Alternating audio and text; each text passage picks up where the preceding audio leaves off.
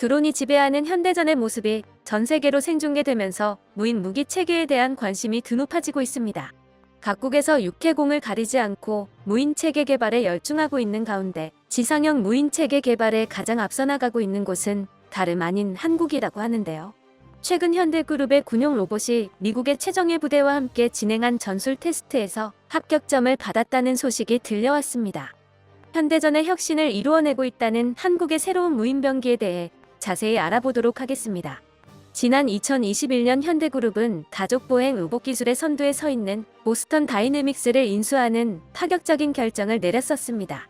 자동차 산업의 선두를 달리고 있는 현대그룹이 로봇 분야까지 선점하겠다는 의지를 밝힌 것인데요. 그리고 얼마 전 현대그룹의 계열사가 된 보스턴 다이내믹스의 사족보행 다목적 로봇 스팟이 미 육군의 전술 테스트에 참여해 미군의 호평을 받았다는 소식이 들려왔습니다. 지난 9일 미국의 민간 용평기업 CMI2에 따르면 스팟은 지난달 미국 버지니아주 폴라 실험시설에서 진행된 BIRT 훈련에 참가하여 군 전술 장비로서의 능력을 입증했다고 합니다. 여권절을 통해 높은 기동성과 험지 돌파력을 가진 로봇 스팟은 바위로 이루어진 험난한 산악지형을 자유자재로 이동하면서 무인 항공기와 미국 101 공수부대 소속 병사 220명과 호흡을 맞춰 작전을 수행했는데요. 훈련의 시나리오는 적의 숨겨진 방공 시스템을 찾아 파괴하는 것으로 작전 수행에 있어 스팟이 결정적인 역할을 수행했다는 미군의 평가를 받았습니다. 이번 훈련을 통해 미군의 현대차의 전술 로봇 스팟은 미군에 제대로 눈도장을 찍게 되었는데요.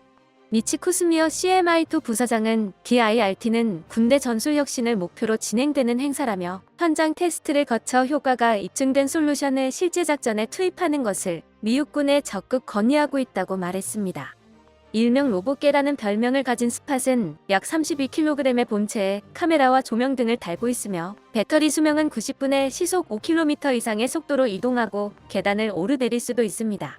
360도 카메라와 사물 인터넷 센서, 자율주행 프로그램 등을 탑재해 주변 장애물을 피해 최대 중량 14kg 화물을 싣고 이동하는 게 가능하죠. 또한 특수 흡착 패드인 스마트 그리퍼를 장착할 경우 장애물을 들어올리고 상자 등을 옮길 수도 있습니다. 평탄한 도로만 주행 가능한 바퀴가 아닌 어떤 지형에서도 기동이 가능한 사족 보행의 장점을 살려 사람이나 차량이 접근하기 어려운 전 세계 각지의 다양한 현장에 투입되어 활약하고 있는데요. 뉴욕 경찰국은 고위험 범죄 현장에 투입하기 위해 스팟 2대를 도입하기로 결정했습니다. 미리 스팟을 도입한 플로리다 경찰은 지난해 10월 인질로 잡힌 3세 아이를 구출하는데 스팟을 성공적으로 활용했었는데요. 당시 경찰은 스팟은 굉장한 자산이었다면서 스팟이 보낸 영상 피드백을 통해 아이와 경찰 모두 안전한 결정을 내릴 수 있었다고 밝혔습니다. 그리고 미국 소방당국에서도 화재 현장이나 재난 현장에 투입하기 위해 스팟을 도입하여 지난 4월 뉴욕에서 발생한 주차장 붕괴 사고에 투입되어 구조 작업에 나서기도 했었습니다. 현대에서는 공장을 비롯해 각종 시설의 점검용으로 스팟을 가장 적극적으로 활용하고 있죠.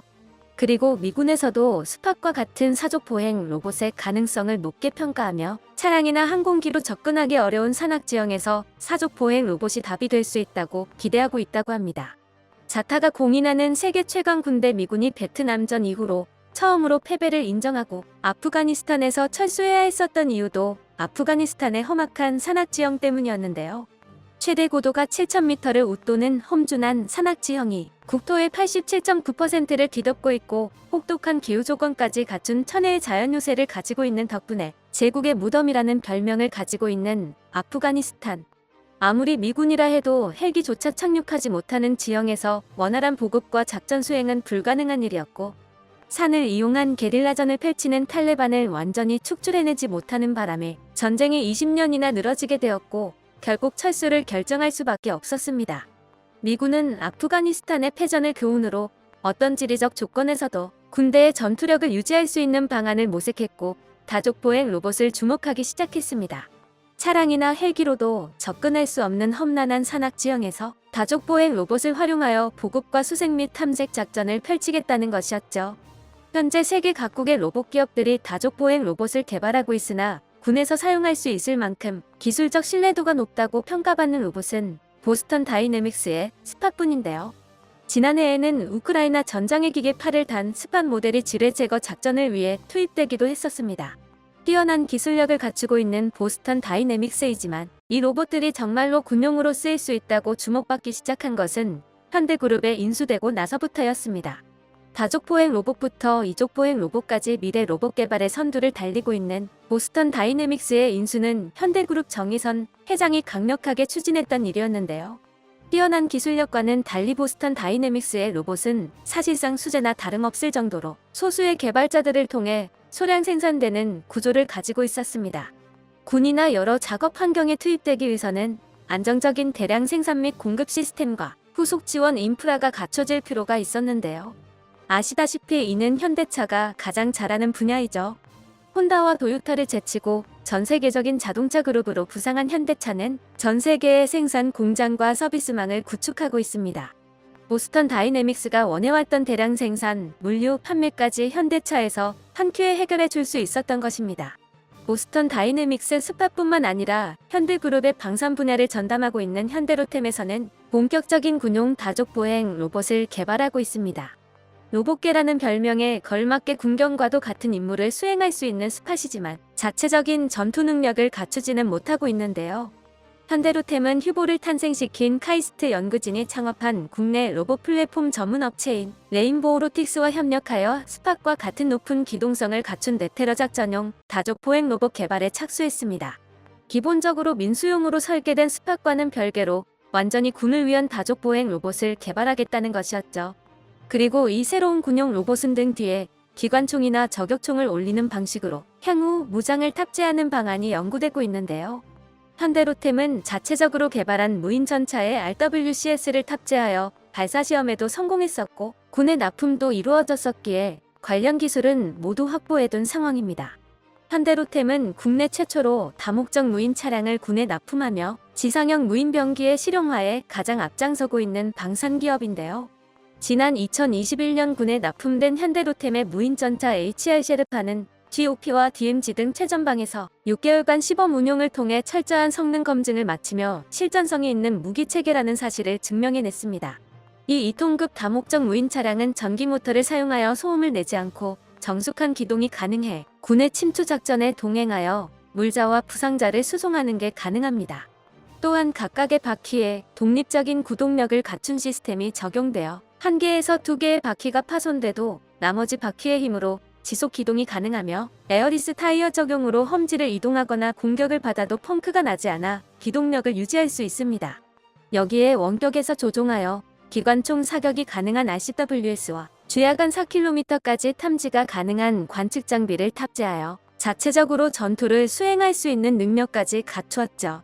248km에 달하는 DMZ 구역을 점점 수급이 어려워지는 군병력으로 감시해야 하는 우리 군의 문제를 자율적으로 구역을 정찰하는 게 가능하며 무장까지 갖춘 다족보행, 로봇과 무인 전차가 해결책이 될 수 있을 거라 기대받고 있습니다. 현대로템과 함께 국내 최대 규모의 방산기업인 한화에서도 이와 같은 무인 전투체계 개발에 앞장서고 있는데요. 한화에서 개발한 무장형 다목적 무인 차량 아리온 스맷은 미 국방부에서 주관하는 해외 비교 성능 시험에 참가하여 호평을 받고 있습니다. FCT 프로그램을 통과하면 미국 무기체계 조달 시장에 진출할 수 있을 뿐만 아니라 미 국방부에서 직접 해당 무기의 우수성을 입증해주는 것이기 때문에 수출 경쟁력을 높일 수도 있습니다. 미군의 테스트로 성능이 검증된 아리온 스맷의 호주를 비롯한 여러 나라에서 주목하고 있다고 합니다. 이처럼 다족보행 로봇과 무인 전차를 필두로 한국이 방산기술 혁신을 이어나가고 있는 가운데 우리보다 로봇 기술의 최전선을 달리고 있었던 일본은 막상 조용할 따름인데요. 일본은 2000년 세계 최초로 이족보행이 가능한 로봇 아시모를 선보이며 전 세계에 큰 충격을 불러일으켰었습니다. 이때까지만 해도 명실상부 로봇 기술의 정점에 서 있었던 나라는 일본이었죠. 하지만 후발주자인 보스턴 다이내믹스에서 개발한 이족보행 로봇 아틀라스가 걷는 걸로도 모자라 달리고 점프하고 덤블링까지 하는 모습을 보여주는 동안 일본의 아시모는 조금 빨리 뛰는 정도에 머물렀고 결국 2018년 개발 중단을 선언하고 말았죠. 현대그룹에서 처음 보스턴 다이내믹스를 인수하려 했을 때 반대가 만만치 않았었습니다. 세계 최고의 기술력을 가지고 있는 것은 사실이지만 제대로 된 수익을 창출하지 못하고 있는 기업을 수천억 원을 들여 인수하는 것은 위험 부담이 큰일이었죠.